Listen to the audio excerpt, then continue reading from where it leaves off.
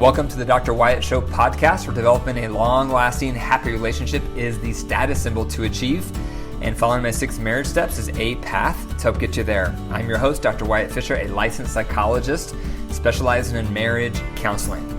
Remember, you can contact me on the podcast Monday through Thursday from 4 p.m. to 6 p.m. Mountain Standard Time with your marriage-related questions at 720-307-7347.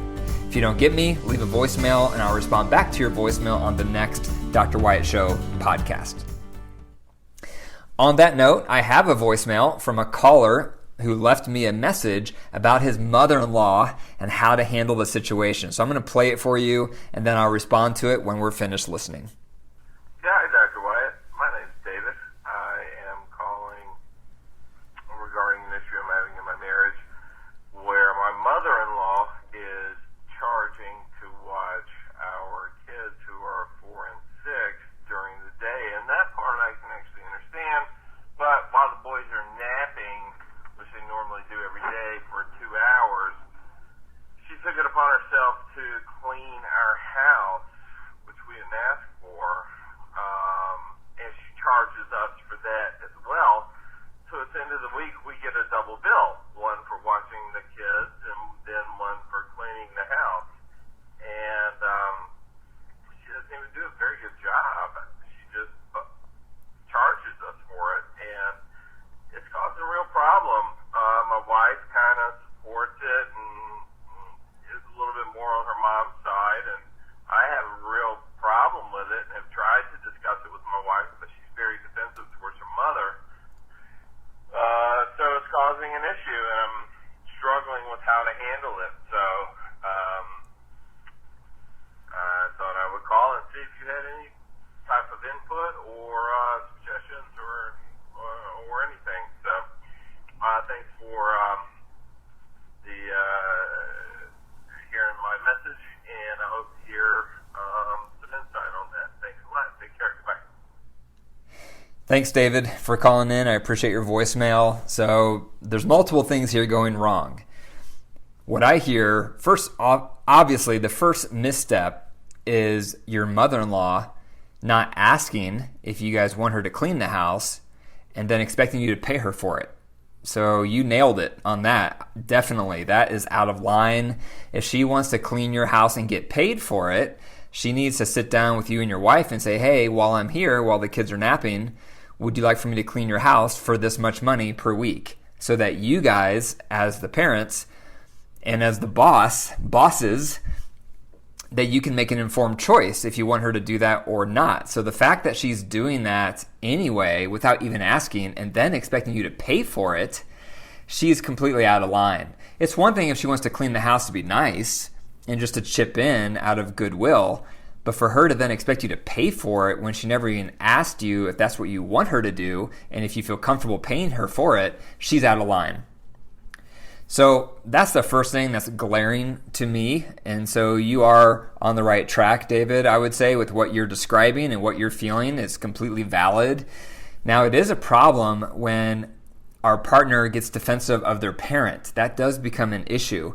And that would lead to my second round of advice to consider.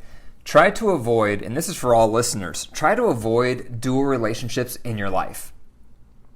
Dual relationships happen when you have 2 relationships with the same person. So for example, let's say your brother and you are in business together, or your sister also is your dog groomer, or your dad is also the painter for your house. Things like that, it's a dual relationship because you're my family member and I have this other business-related relationship with you. It happens all the time because it's so convenient.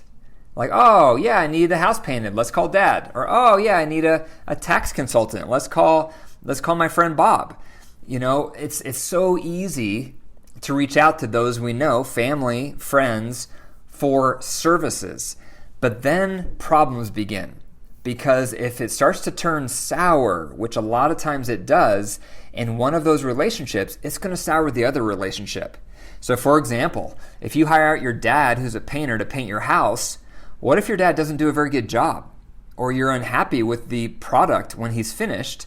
and then you're frustrated, and then your dad gets defensive, and so now it's that relationship has gotten sour, and then that's going to spill over into your personal relationship with your dad. Or let's say you hire out a friend to be your realtor, but you get frustrated with how they are as a realtor, and you don't like interacting with them, and you feel like they're doing some wrong things as a realtor that irritate you. So the strain in that relationship is now going to strain your friendship with that person. And so a lot of people downplay this and dismiss this and shrug it off like, oh, it's no problem. You can have a dual relationship. But most of the time, it can end sour, because if one of those relationships gets rocky, automatically the other relationship gets rocky as well that you have with that person. So that's the other issue here going on, having your mother-in-law as your caretaker. I would recommend don't have her be your caretaker at all, but instead hire a nanny. Hire an independent person that you vet and you get reference checks and you make sure she or he is qualified and you feel comfortable leaving your children with this person. But I would hire it out. Do not use your mother-in-law, because it's a slippery slope, because now she's your mother-in-law and you're also her employer. And that's why we're having this discussion, because there's money involved. And so it's not just, oh, this is my mother-in-law, she's helping us watch the kids and she's chipping in to help the house. You're her employer, she's your employee, in addition to being your mother-in-law. So things just get sticky and complicated, and boundaries can get blurred very quickly. So I would recommend sitting down with your wife and try not to come down on your mother-in-law, but I would explain the advantages and the benefits of not using your mother-in-law at all for the caretaker, to keep her out of your house so you are not the employer of your mother-in-law, but instead get a third party, an independent caretaker, a nanny that can come in and fill that role instead, that you have no other relationship with except for that person is your nanny. So that's food for thought, David, and hopefully that's food for thought for all the other listeners. Try to avoid dual relationships in your life. Some people might get upset. Like, what? You went with someone else for your realtor, or you went with someone else for your taxes? That's what I do. And if that happens, just explain to them, you know what, I just care about our relationship too much to put it in jeopardy to have a dual relationship.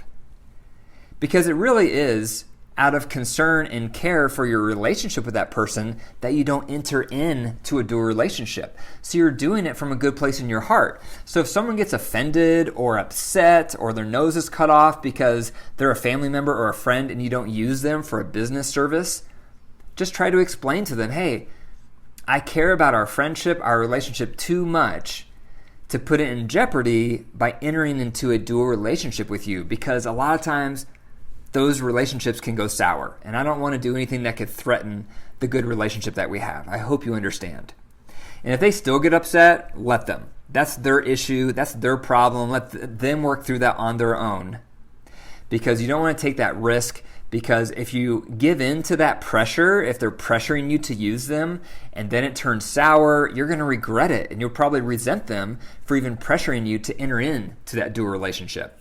So hold firm, have boundaries, say thanks but no thanks, and when it comes to hiring out people in your life for various services, hire independent people that you have no pre-existing relationship with. That come highly recommended.